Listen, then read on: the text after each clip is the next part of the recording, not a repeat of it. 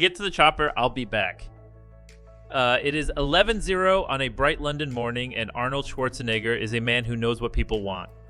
When I inquire if the ongoing actor strike means I will have to be the one doing his best-known catchphrases, he does not hold back. The lines from Predator and Terminator ring out amongst dumbbells and running machines. The actor's strike forbids you to promote your movies, but I don't have to promote those, he protests. Even at the age of 76, Schwarzenegger is not someone with whom you would argue over trade union small print. This is where industrial action meets action hero.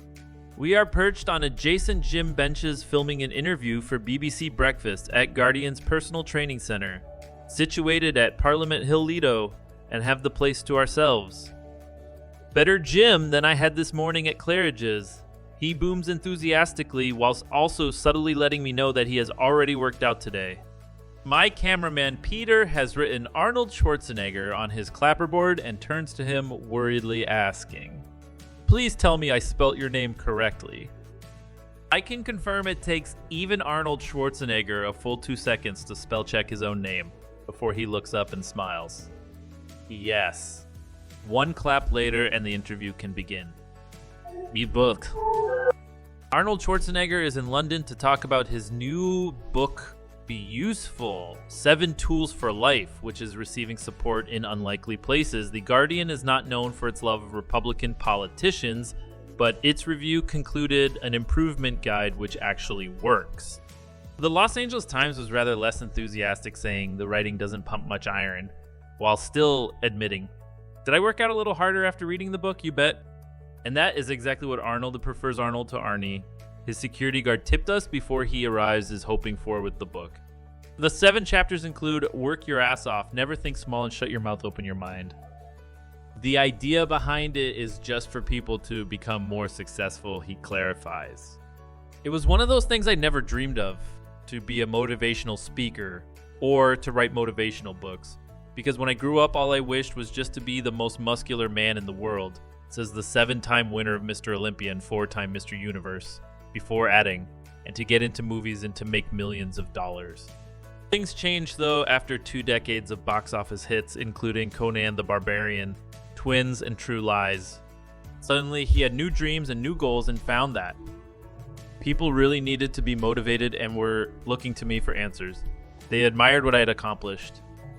And I saw there an opening and a need, and that's how this book came about.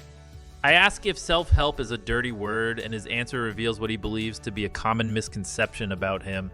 We need a combination of helping ourselves, but also to get help from the outside. I always hate when people say to me, "You are the perfect description of a self-made man." I hate that. He repeats a little more forcefully. I don't want anyone to think that they can do it themselves. We all need help. What follows is a long list of people without whose help and inspiration Schwarzenegger says he would not have made it. They range from Reg Park, the Leeds-born bodybuilder who starred in 1960s Hercules films, to the 5.8 million people who voted for me, referring to his 2 terms as the Republican governor of California.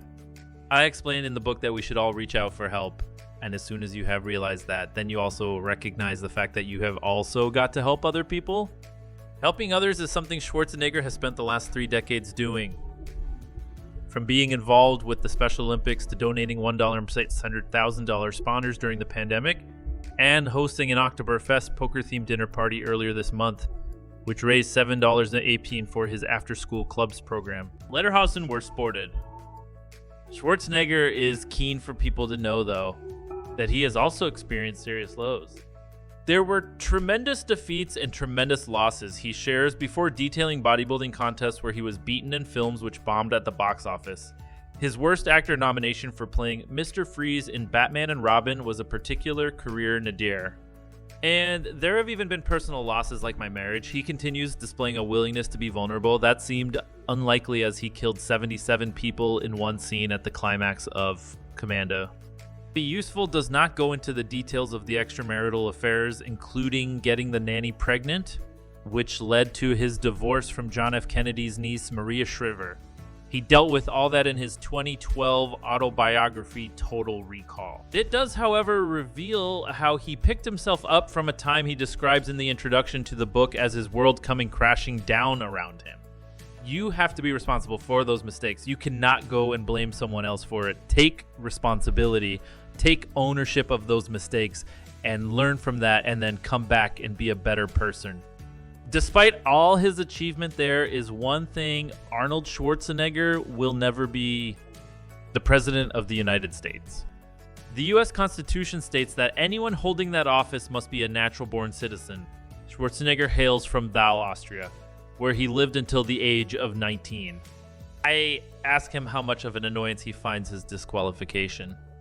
I feel like I would make a great president, he says, without displaying a shred of self-doubt before continuing. But I feel that at the same time, everything I've accomplished was because of America. America gave me so many opportunities, and the American people were so embracive, and they just received me with open arms. There was no one there that stopped me from my success. So the only thing that I can't do, which is run for president, I'm not going to complain about that. What is clear is that he has not fully given up hope of one day occupying the highest office in the land. I mean, okay, there's the Constitution. We need some immigration reform, absolutely, to change that. But it would be a little bit selfish if I go out and try to change the law. He is certainly not excited by next year's possible presidential race between President Joe Biden and Donald Trump. I just hope that America finds some really young blood, he says.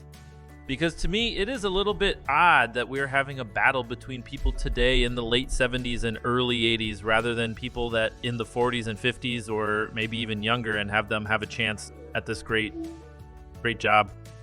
He's a Barbie boy. Finally, it is clear that Schwarzenegger still loves the film world, talking enthusiastically about unspecified forthcoming projects. The last film he saw at the cinema was Barbie, which he describes as brilliantly made. I float the idea that if it had been an 80s film, then he might have been in the running to play Ken. There's a good character in there. He enthusiastically agrees.